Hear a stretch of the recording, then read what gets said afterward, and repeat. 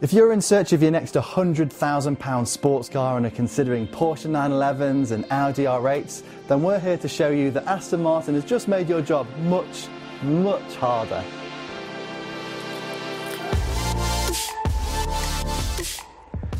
The previous gen Aston Martin Vantage was the most successful model in the British company's history. It was the entry-level Aston, a constant heartbeat in an ever-changing folio on sale for 12 years. James Bond DBS aside, this was the car that has done more for the brand's resurgence in the past decade. And now, there's an all-new one.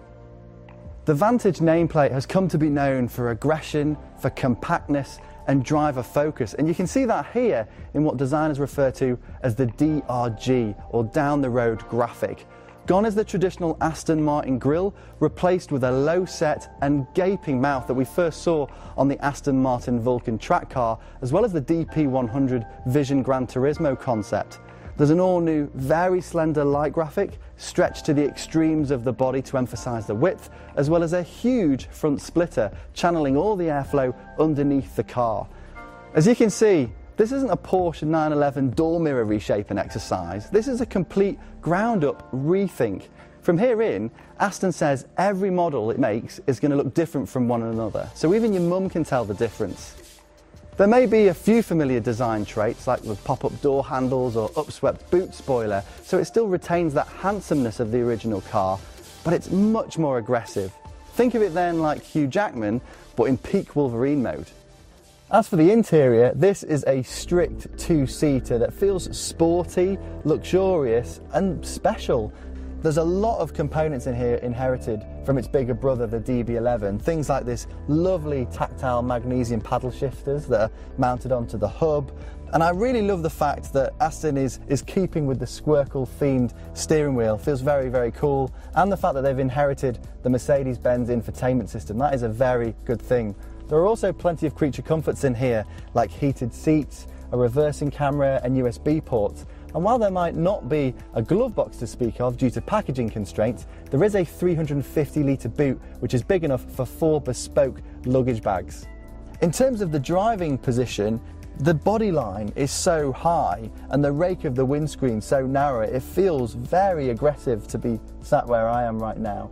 There isn't the GT driving mode as you get on a DB11. Instead, I've got to play with Sport, Sport Plus and Track. And with an electronic limited slip differential fitted as standard, we already know that this thing can do some pretty big skids. Now let's talk the numbers, because under this bonnet is a Mercedes-derived 4-litre twin-turbocharged V8 that develops 503 brake horsepower and 505 pounds-foot of torque. It's the same unit that features in the AMG GTS, but this isn't just a plug-and-play job. It's been calibrated specifically for this car, so it feels like an Aston and sounds like one too. If you want an idea of progress, the previous generation Vantage used a naturally aspirated 4.7-litre V8 that developed 430 brake horsepower, so this is a big jump. Mated to an 8-speed ZF transmission, 0 to 62 miles an hour will take 3.6 seconds, and the top speed is 195 miles an hour. What's really interesting though, is that there's quite a lot of space under the front of that bonnet, probably enough for a V12. And when I asked the bosses at Aston Martin, they simply smiled and offered no comment. So assume that something is in the pipeline, as is a manual gearbox version. So the much loved V12 Vantage still has some life in it yet.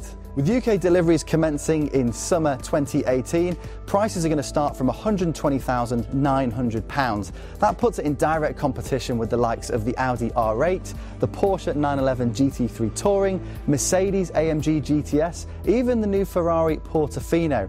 Of course, what really counts now is how the Vantage performs on the road. So stay tuned to Motor1.com.